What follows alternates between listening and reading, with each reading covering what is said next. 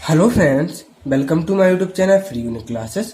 तो फ्रेंड्स, जैसा कि हम एनसीईआरटी मैथ क्लास 9 का फर्स्ट चैप्टर अर्थात संख्या पद्धति के बारे में पढ़ रहे हैं, जिसे अंग्रेजी में कहते हैं नंबर सिस्टम।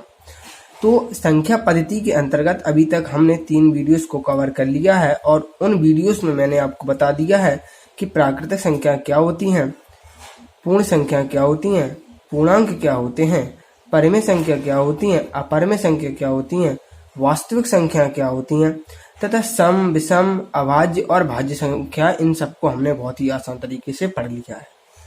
तो फ्रेंड्स, इन वीडियोस को अगर आपने नहीं देखा है तो ऊपर आ रहे आई बटन से जाकर देख सकते हैं, नहीं तो इन वीडियोस की जो लिंक है मैं डिस्क्रिप्शन में दे दूंगा, जहां से जाकर आप इन वीडियोस को देख सकते हैं। संख्या पद्धति का उदाहरण नंबर फर्स्ट को करेंगे। तो फ्रेंड्स, पहले आप उन वीडियोस को देख लीजिए, जिससे कि आपको उदाहरण नंबर 1 है या उदाहरण फर्स्ट है, आपको बहुत आसान तरीके से समझ में आ जाएगा। तो फ्रेंड, चलिए शुरू करते हैं आज की वीडियो। तो फ्रेंड देखिए, जैसा कि उदाहरण फर्स्ट हमें बताया है कि नीचे दिए गए कथन सत्य हैं या असत्य, कारण के साथ अपना उत्तर दीजिए। मतलब हमें ये बताना है कि जो कथन हमें दिए हुए हैं, ये 3 कथन हमें दिए हुए हैं और हमें ये बताना है कि ये सत्य है, असत्य, ट्रू या फॉल्स। ठीक है, और कारण के साथ अपना उत्तर देना है कि क्यों ये सत्य है और क्यों ये असत्य है। इस प्रकार से आपको इन सबको करना है। तो चलिए देख लेते हैं, इनको हम समझ लेते हैं बहुत ही आसान तरीके से। तो फ्रेंड देखिए, जैसा कि पहला जो पूछा है प्रश्न, हमसे बताया है, पूछ लिया है प्रश्न, पहला प्रश्न पूछा है हमसे कि प्रत्येक पूर्ण संख्या एक प्राकृतिक संख्या होती है। मतलब इन्होंने हमसे ये पूछा है कि प्रत्येक जो पूर्ण संख्या है क्या एक प्राकृतिक संख्या होती है। ये हमें क्वेश्चन दिया है और अब इसका हमें आंसर बताना है। तो थोड़ा इसको हम समझ लेते हैं, फिर इसका हम आंसर दे देंगे। तो देखिए, जैसा कि हमसे पूछा है कि प्रत्येक पूर्ण संख्या एक प्राकृतिक संख्या होती है, ये हमें क्वेश्चन दिया है, अब इसका हम आंसर बताएंगे। तो देखिए फ्रेंड्स, जैसा कि मैंने आपको पढ़ा दिया है कि पूर्ण संख्या कहाँ से शुरू होती हैं। जो पूर्ण संख्या है, पूर्ण संख्या, तो जैसा कि आप जानते हैं और आपने पढ़ लिया है कि जो पूर्ण संख्या है वो शून्य से शुरू होती हैं और कहाँ तक जाती हैं, अनंत तक जाती हैं। ठीक है, इसी प्रकार से जो प्राकृतिक संख्या होती हैं वो कहाँ से शुरू होती हैं। प्राकृतिक संख्याएं हमारी कहाँ से शुरू होती हैं, 1 से शुरू होती हैं। ठीक है, 1 से शुरू होती हैं हमारी प्राकृतिक संख्याएं और पूर्ण संख्या हमारी शुरू होती हैं 0 से। तो अब इन्होंने ये पूछा है कि क्या प्रत्येक पूर्ण संख्या, प्रत्येक का मतलब होता है 1 1, या ए बी पूर्ण संख्या है, ए बी पूर्ण संख्या है, ए बी, मतलब इन सब जो हमें दिया है, प्रत्येक का मतलब होता है 1 1। तो इनमें से सभी मतलब 1 1 पूर्ण संख्या क्या एक प्राकृतिक संख्या होती है?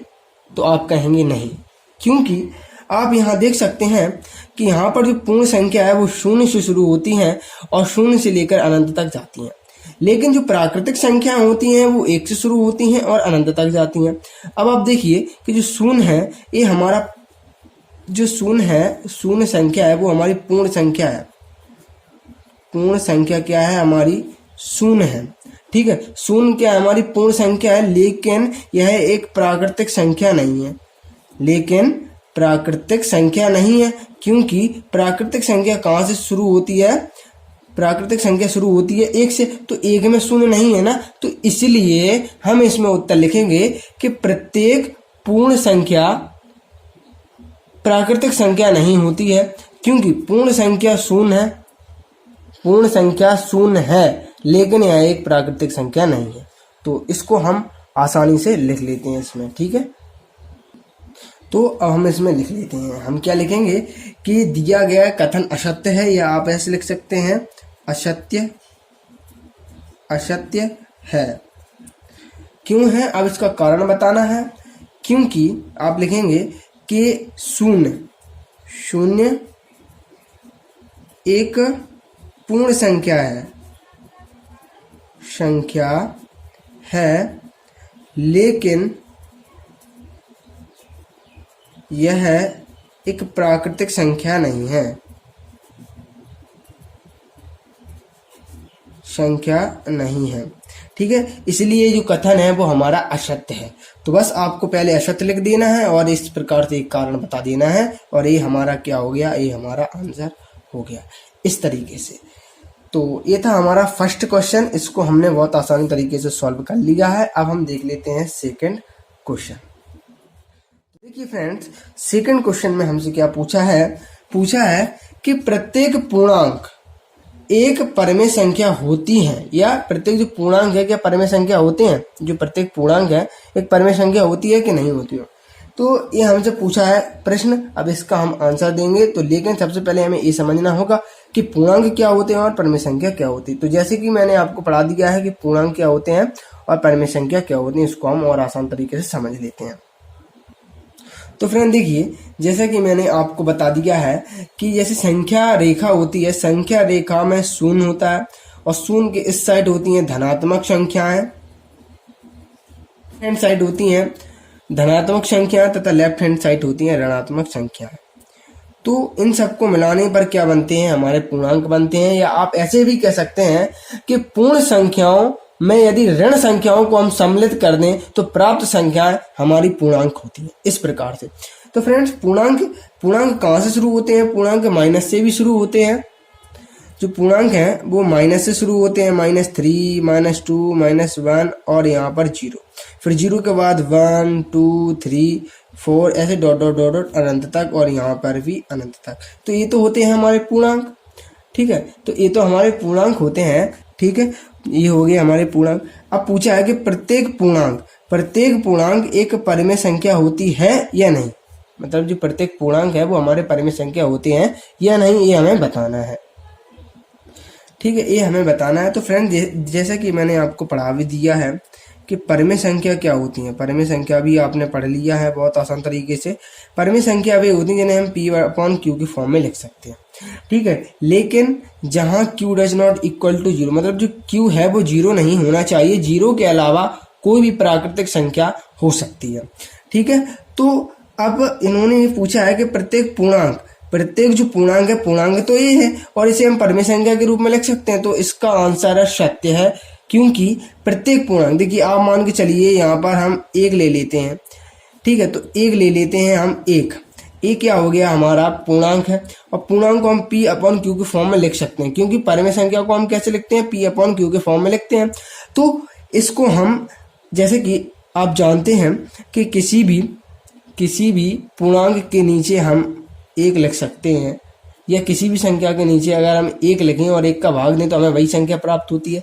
इसीलिए हम इसे P/Q के फॉर्म में लिख सकते हैं।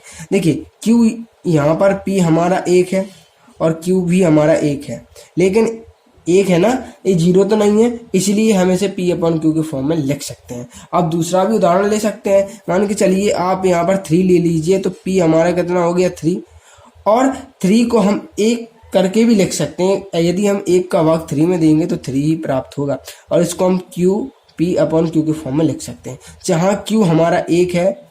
ठीक है, यदि 0 हो जाता तो ये हमारा असत्य होता, इसे हम अपरिमेय संख्या कह देते, लेकिन इसे हम P/Q के फॉर्म में लिख सकते हैं, इसलिए हमारी ये क्या हो गई, परिमेय संख्या हो गई। इस प्रकार से हम इसको समझ सकते हैं। तो इसका आंसर क्या होगा, सत्य होगा, क्योंकि प्रत्येक पूर्णांक, मान के चलिए m है और उसको हम m/1 के फॉर्म में लिख सकते हैं, इसलिए ये दिया गया उत्तर हमारा सत्य है। तो चलिए इसको लिख लेते हैं। फ्रेंड्स, लिख लेते हैं इसका उत्तर। तो इसमें हम लिखेंगे सत्य, पहला सत्य है। अब कारण बताएंगे, क्योंकि प्रत्येक पूर्णांक, यहाँ पूर्णांक को हम m मानते हैं, तो प्रत्येक पूर्णांक m को m/1 के रूप में लिखा जा सकता है, जो कि एक परमेय संख्या है।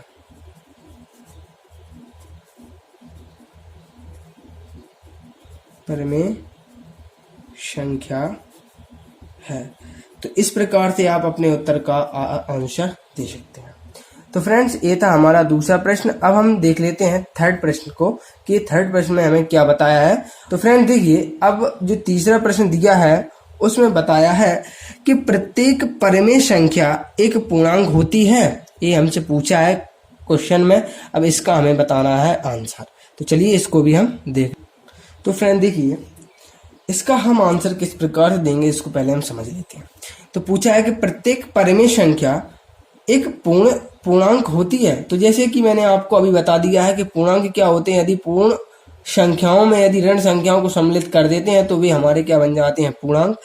और परिमेय संख्या क्या होती हैं, वे संख्या होती हैं जिन्हें हम P/Q के फॉर्म में लिख सकते हैं, P/Q के फॉर्म में लिख सकते हैं, जहां Q does not equal to 0 होना चाहिए। और फ्रेंड्स एक पूर्णांक भी, एक जो पूर्णांक होता है उसको हम परिमेय संख्या के फॉर्म में लिख सकते हैं, जैसे कि अभी पिछले क्वेश्चन में मैंने आपको बताया है। तो जैसे 4 है उसको हम P/Q के फॉर्म में लिख सकते हैं इस प्रकार से। अब ये हमसे पूछा है कि प्रत्येक परिमेय संख्या, प्रत्येक का मतलब क्या होता है, एक एक। अब आप समझिए कि एक परिमेय संख्या मान के चलिए 3/5 है, 3/5 है, तो यह एक पूर्णांक है? तो नहीं, क्योंकि पूर्णांक एक पूर्ण संख्या होती है। पूर्ण मतलब ना तो वो बटे में हो, ना तो वो भिन्न में हो, ठीक है, ना वो दशमलव में हो, एक पूर्ण संख्या हो, 2 हो, 3 हो, 4 हो और अनंत तक चली जाए, इस प्रकार की संख्या हो। तो यहाँ पर देखिए 3/5 है ना, तो ये हमारी क्या है, एक पूर्ण संख्या नहीं है, अर्थात एक पूर्णांक नहीं है, और इसीलिए इसे हम क्या है, पूर्णांक नहीं मानते हैं। ये हमारी पूर्ण संख्या नहीं है, ठीक है। और ये क्या है, अपरिमेय, एक जी क्या है, परिमेय रूप में लिखिए, क्या है, ये परिमेय रूप में संख्या दी हुई है और इसको हम पूर्णांक नहीं मान सकते, ठीक है। पूर्णांक क्या होते हैं, 1 होता है, 2 होता है, 11 होता है, मतलब कोई भी संख्या होगा लेकिन वो पूर्ण अपनी मूल अवस्था में हो, उसको ही हम पूर्णांक कहेंगे। इस प्रकार से आप इसको समझ सकते हैं। तो हमसे पूछा है कि प्रत्येक परिमेय संख्या एक पूर्णांक होती है, तो इसका उत्तर होगा नहीं, यह असत्य है। दिया गया कथन असत्य है, क्योंकि जो प्रत्येक परिमेय संख्या एक पूर्ण संख्या नहीं होती है। आप एक उदाहरण देकर भी समझा सकते हैं कि जैसे परिमेय संख्या या 3/5 एक परिमेय संख्या है, लेकिन यह एक पूर्णांक नहीं है। इस प्रकार से आप इसका उत्तर भी दे सकते हैं। तो चलिए फ्रेंड्स, इसका उत्तर हम लिख लेते हैं। तो फ्रेंड देखिए, इसको पहले हम इसका उत्तर लिखेंगे कि प्रत्येक परिमेय संख्या एक पूर्णांक होती है। तो ए है असत्य, सत्य है। आप कारण बताएंगे, क्योंकि परिमेय संख्या या क्योंकि 3/5 एक परिमेय संख्या है, ठीक है, परिमेय संख्या है, लेकिन यह एक पूर्णांक नहीं है, इसलिए दिया गया कथन असत्य है। तो आप इसका इस प्रकार से आंसर लिख सकते हैं। तो फ्रेंड्स, आशा करता हूं कि आपको ये उदाहरण फर्स्ट आसानी से समझ में आ गया होगा। यदि वीडियो आपको अच्छा लगा हो तो प्लीज़ वीडियो को लाइक कर देना और चैनल को सब्सक्राइब कर लेना, जिससे ऐसे ही आने वाली जो नई वीडियोस हैं की नोटिफिकेशन आप तक पहुंचती रहे। और फ्रेंड्स, धन्यवाद।